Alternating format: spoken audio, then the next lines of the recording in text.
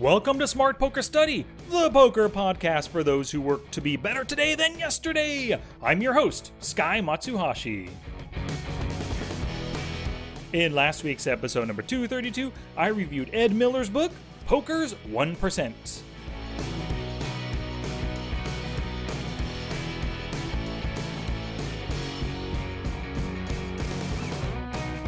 It's poker study time, y'all! Thank you so much for sharing the show with some of your poker friends out there. I do appreciate it, for turning you on, or turning them on to all of my stuff, my books, the podcast, the YouTube channel, all that jazz. Thank you so very much. And I gotta say, I went to go see with my two boys Avengers Endgame, and I have just 3 words for you. Magnificent! Magnificent! Magnificent! Yep, that's exactly how I feel. We went on Friday, took them out early from school, and we loved every minute of it. So make sure you go see it as soon as possible, because if you haven't yet, people are spoiling it all over the place in tweets and in YouTube and Facebook and stuff. So don't allow them jerks to ruin any surprises. You've got to go see it, meow.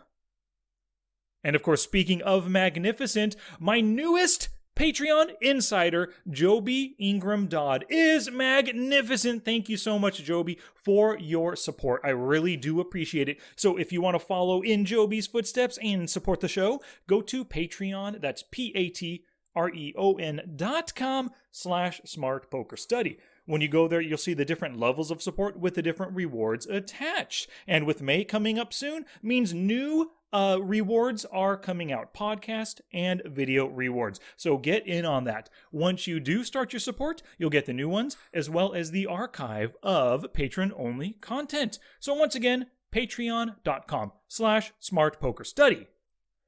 Alrighty then, let's get to Poker Satellite Strategy. Now, Dara Kearney and Barry Carter, they did such a great job with this book. It's super useful, and it's really easy to read, and it's full of satellite strategies. Now, I've already been using them to some really good effect, and I'm going to discuss that more during the review. So here's what I'm doing this episode. First off, I'm going to give you a review of the book and give you my recommendation. You'll also hear my 3 favorite quotes. And then I'll give you my 3 favorite action steps that I took away from the book, along with a little bit of the strategy behind each of those action steps. So please visit the show notes page for everything I discussed today, along with screenshots and links at www.smartpokerstudy.com/pod233.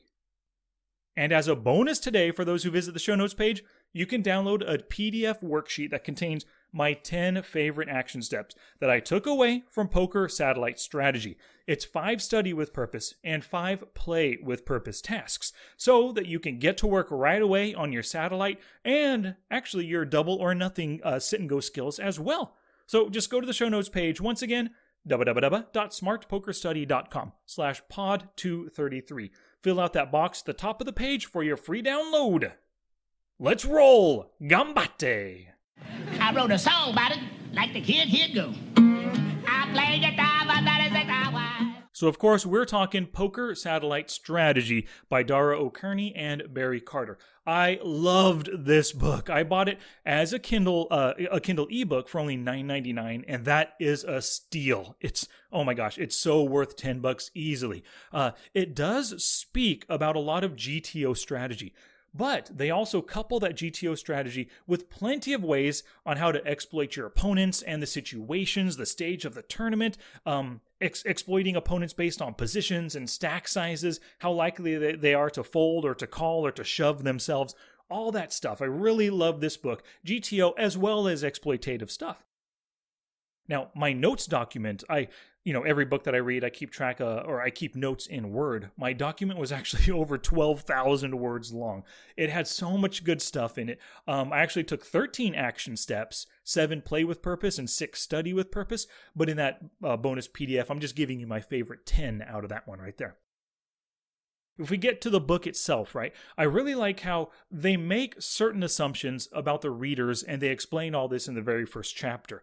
They're not writing this book for complete poker noobs at all, right? You've got to know some things. You got to have basic understanding of GTO and equities, ranges, and that kind of stuff. If you don't know anything or anything or any of that stuff, they tell you right away to, hey, put down the book, go do some outside studying, then come back to the book. Another thing I really like about the book is they specifically made the structure in order of relevance. So they start off in the very beginning. Chapter 1 is all about why you should play satellites. And the best reason is so that you can play in a bigger event that's beyond your bankroll for a fraction of the price. But there are 3 really good secret reasons to play satellites. Number 1 is they frequently miss their guarantee. Number 2 is that there are good ways to make money. And the third reason, and it's the best reason, it's that satellites are the softest form of poker, because recreational players, they make a ton of mistakes, and those MTT regulars do as well because they do not know the strategies in this book. So that's just the very first chapter. Chapter 2 is, oh my gosh, chapter 2 is amazing. You know how I did the MEDs of poker, which are just the simplest things to do to make the biggest, or to give you the biggest return. Well, that's what this whole chapter is about. The chapter is called Satellites in 30 Minutes. And after 30 minutes of reading, they give you 7 really quick and easy points of improvement. I'm not going to go through all 7. I'm just going to go through my favorite one. Here it is. Play tight and reduce variance. Now, this is one of the tips because you're playing for prizes of equal value, and there's no additional value for having more chips when the bubble bursts. So if you have 60% of the chips in play, or maybe you only have 3 big blinds, that just doesn't matter, right? Winning a ticket to the bigger event is winning a ticket. So in general, tighter players will win more seats than the looser, more aggressive players. That's what this is all about. So you need to play tight and reduce variance. Beyond this is pretty interesting. The chapter 4 is called Endgame, right? And they're automatically going into the end game. They're skipping the early levels, skipping the mid stages. The end game is the most important part. And it's the most important skill in Super Satellites is knowing when to call and when to fold versus shoves. And calling too wide, that's probably the costliest error that players make. And I've seen this just in the few double or nothing sit and goes that I've played over the past few days.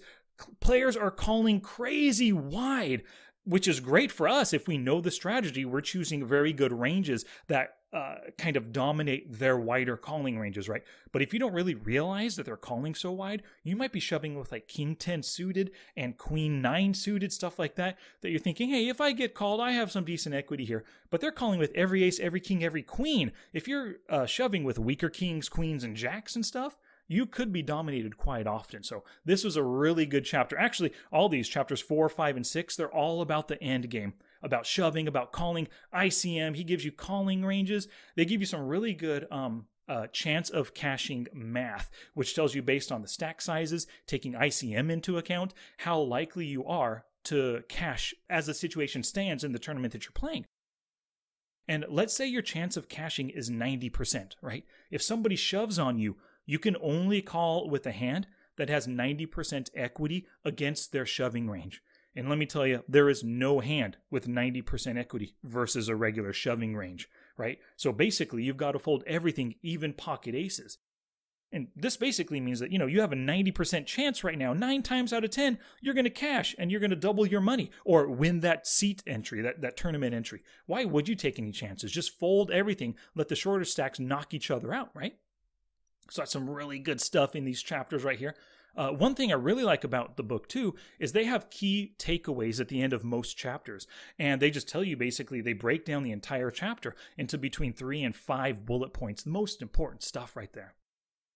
Throughout the rest of the book, I'm not going to go in through too much more. It's just really good stuff, all about mega satellites, playing the early game, how to approach post-flop play. It's killer stuff. I highly recommend it. Oh, one very good section is useful HUD stats. Now, they talk about the HUD stats in details, but the ones that they really say for us online players we need to pay attention to are VPIP and PFR, of course. Also the limp percentage. Also their raise and then fold to 3-bet. That's important too for those 3-bet reshoves, right? Also the 4-bet, the C-bet, and lastly, their regular 3-bet percentage as well. So those are the main ones that a satellite player needs to focus on. All right, so if you could tell by the tone of my voice and everything I said, I highly recommend this book to everybody. Everybody needs to read it. It doesn't matter if you never play tournaments or you're only a cash game player or you hate double or nothings or you don't like satellites, whatever. like they said at the very beginning, this is a very profitable form of poker.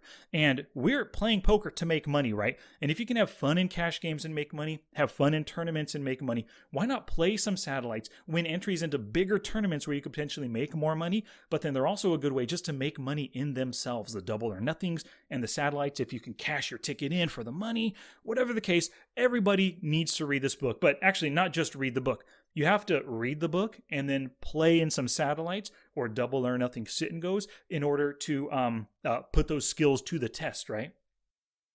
Oh, and the last thing I want to talk to you about is my current results. So since I started reading the book, I played in 10 double or nothing sit and goes. Now, these last anywhere from like 20 to 45 minutes, depending on the level of play.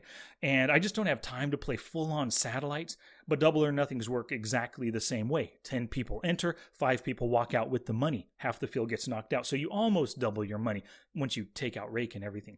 Well, I played 10 tournaments, and what ended up happening was I cashed in 9 out of the 10 following the strategies. Actually, just following those simple Chapter 2 satellites in 30 minutes strategies. So I cashed in 9 out of those 10 for a total profit of $34.54. I played one $15 sit and go, one $3.50 sit and go.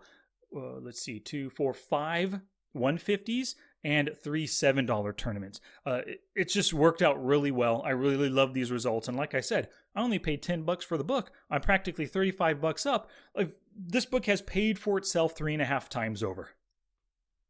All right, so real quick, let's get to my 3 favorite quotes. This one comes from Chapter 2, which was called Satellites in 30 Minutes. Here's the quote.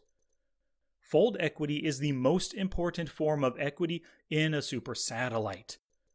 And I like this quote because raising and shoving, they're always so much better than entering the pot as the caller or as the limper even, right? If you can get everyone to fold, you've taken down a pot and you've reduced your variance. Now, my second favorite quote comes from Chapter 5 called Endgame Shoves. Here's the quote. You won't be making a massive error in the late stages of a tournament, shoving the entire range you would normally play. And it's much easier from a mental game perspective to keep it simple and have a default strategy. Now, one of the things they teach in the book is that when you're near the bubble, all you really have to do is maintain your stack. Your goal is really not to increase it. You want to pick the best spots, and all you really need to do is succeed in your steel shoves once per orbit. But if you are the shortest stack at or near the bubble, you can ramp up that aggression, and you know that your opponents should be folding a lot, so shoving any 2 cards can be profitable. And the last quote comes from Chapter 12 called The Mental Game, and here it is. If you are bored in a satellite, you are doing it wrong. And I love that quote because there is so much to pay attention to, from the different stack sizes, the player positions, how many players are still involved in the tournament, their HUD stats, all that stuff. So much to pay attention to. Your goal is to simply cash. You're not going for first, right? So if you're bored, you're just doing it wrong because satellites, or what I should say is satellites can be boring because they do require a ton of folding because you're just trying to conserve that stack, look for the best opportunities to earn chips when everyone's going to fold to you. So yes, they can be boring, but if they are boring, you are doing it wrong. All right, if you're listening to this on the day it drops, tomorrow, Tuesday, April 30th at 11 a.m. Pacific Standard Time, I'm going to hold my live webinar called the Smart HUD Webinar. So that's right, I'm going to teach you how to get the most from the best Poker Tracker 4 HUD available. I'm going to discuss all 6 parts of the HUD in detail, and I will cover the 6 custom pop-ups as well. So to watch the webinar, all you have to do is purchase the Smart HUD by going to smartpokerstudy.com/smarthud. When you go there, use offer code POD10, that's POD 10, and you'll get 10% off. Now, the Smart HUD, it's newly updated as of April 22nd, and I did that in order to make it more user-friendly and a little bit aesthetically pleasing a bit more. And if you've purchased the Smart HUD in the past, there's an email in your inbox right now, and that email is inviting you to watch the webinar for free with a special link. And if you purchase a Smart HUD after the webinar, the recording will be included in your purchase, guaranteed. Now, along with the live webinar, your purchase also gives you 4 additional training videos designed to help you effectively use the HUD. So once again, go to smartpokerstudy.com/smarthud and use offer code POD10 for 10% off. And I hope to see you at the webinar tomorrow, Tuesday, April 30th at 11 a.m. Pacific Standard Time. And a few shout-outs today. Jerry Inns purchased Poker Tracker 4 through my affiliate link. His support of the show gave me a really good incentive to send Jerry my Smart HUD, which I just talked about. So all Jerry did was go to smartpokerstudy.com/PokerTracker4. He looked at his different options there for Poker Tracker, chose the one that works for him. He supported the show. I sent him my Smart HUD. Thank you much, Jerry. And speaking once again of the Smart HUD, 3 people, BD, Brad Kachansky, and Mike Gunn all purchased the Smart HUD recently. 2 of them purchased it with that 10% discount. Thank you very much, Brad and Mike, for that. And for that, you're going to be seeing that webinar live tomorrow. So if you want to get your Smart HUD for Poker Tracker 4, go to smartpokerstudy.com/smarthud. All right, one final shout out goes to Nelson Dominguez for purchasing How to Study Poker Volume 1 and Volume 2 in PDF form. So you can read it right there on your computer or however you read PDFs, maybe in your tablet or smartphone or something. So just go to the show notes page for links to these PDF versions. All righty, back to class, poker people. All right, so the final part today, I want to share with you my 3 favorite strategies and action steps. Here's the first one. It's a play with purpose called Double or Nothing Sit and Go Grinding. Now, this was taken from Chapter 3 called Endgame. For the next 5 days, play a couple Double or Nothing Sit and Go games simultaneously each day. Because the prize structure is the same as a satellite, this is perfect practice for you. Try to use what you've learned from the book. Avoid calling all-ins. Take the lower variance lines. Fold equity is the most important form of equity in satellites. Work out what the average stack will be on the bubble and tighten up when you achieve 70% of that. And lastly, lock up when you are inside the bubble by more positions than there are players outside of the bubble. And of course, tag any difficult decisions, especially those where your tournament life is on the line, near the bubble. Now, this is a great play with purpose task because satellites can often take a long time to play, but those Double or Nothing Sit and Goes, they run very frequently and take at most 45 minutes. They are great practice for somebody who wants to improve their skills. And actually, if you go to the show notes page, I have a video embedded right there of me playing a Double or Nothing tournament. Of course, you know from what I said earlier, I win this tournament right here. So it's a cool video to see how I approach it. There is a ton of folding, so maybe it is kind of a boring video. But hey, folding is how you're going to make it to the bubble and then ultimately make the cash. All right, action step number 2 is another play with purpose. This one is called All Shoves on the Stone Bubble, and it's taken from Chapter 5 called Endgame Shoves. Here it is. When you get to the stone bubble of the tournament, no more open raises. Instead, open shoves only. You don't want to let your opponents come back over the top, forcing you to fold those valuable chips. Instead, put them to the test with your shoves. If they are capable of calling wide, make sure your shoving range is far ahead of their wider calling range. Keep your bluffs to a minimum unless you know the players are not willing to call and risk their tournament life without a great hand. Now, I really like this play with purpose task because it truly does relieve some of that mental game stress on you. If you think you should be opening to 2.5 or 3 big blinds with ace-queen and you have a 12 big blind stack, you're now putting yourself in a potential post-flop decision situation. It makes sense that shoving with this instead gives you maximum fold equity, while at the same time relieving a bit of that mental stress. And now my final play with purpose task. This one's called Label the Players as Nits, Maniacs, or Stations. And this one's also taken from Chapter 5, which was called Endgame Shoves. Here it is. In the next 5 satellites you play, pay attention to the action and HUD stats and label each player at your table as a nit, a maniac, or a station. Nits make folding mistakes. Stations make calling mistakes. Maniacs are overly aggressive and can make both betting and calling mistakes. Experiment with widening your ranges to any 2 cards when you only have nits left to act. When there are maniacs and stations still to act, tighten up your ranges to only shove with hands that you don't mind getting called. Now, this is a great task to help you keep yourself focused on the players at the table. Even though this book teaches you to follow GTO strategies for the most part, it also teaches you to adjust your play based on the opponent that you're up against. And you can only do this if you're paying attention, taking notes, and using your HUD. Challenge! Here's my challenge to you for this episode. Choose one of the 3 action steps I gave you today and take action with it. If you find it helpful to your game, pick up Dara and Barry's book, Poker Satellite Strategy. Read it, then do the other 9 action steps from this episode's free PDF download, which of course you can find in the show notes page. Now it's your turn to pull the trigger and do something positive for your poker game. You better wake up. The world you live in is just a sugar-coated topping. There is another world beneath it, the real world. And if you want to survive it, you better learn to pull the trigger. This episode isn't complete until you head to the show notes page at smartpokerstudy.com/pod233. Go there for screenshots and links to everything I discussed today, along with that free PDF containing the 10 action steps from Poker Satellite Strategy. Also, a side note here, check out the Red Chip Poker podcast episode. It came out on April 23rd, and it was called Satellite Tournament Strategy Shortcuts. In this episode, Dara and Barry were both interviewed by Robbie Straczynski, and he did a great job interviewing them. They explained some of the strategies discussed in the book, and it's great hearing these directly from the authors. And of course, great work to you, Robbie, in that episode.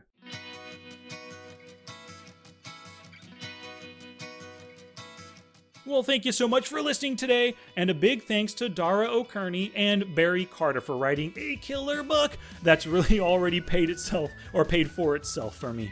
If you enjoyed this episode, please tell a friend or leave a glowing 5-star review on your favorite podcatching app. And don't forget, tomorrow, the Smart HUD webinar will be held 11 a.m. Pacific Standard Time. All you have to do is purchase the Smart HUD by going to smartpokerstudy.com/smarthud. Alrighty, poker people. In the next episode, number 234, I'm going to tell you the monthly theme for May. And here's a hint. What do Barry Carter, who is one of today's authors, and Jared Tendler have in common? Well, word of mouth is the best advertising, so thank you very much for sharing the show with other poker people. Your sharing and caring is what helps us grow. Until next time, study smart, play much, and make your next session the best one yet.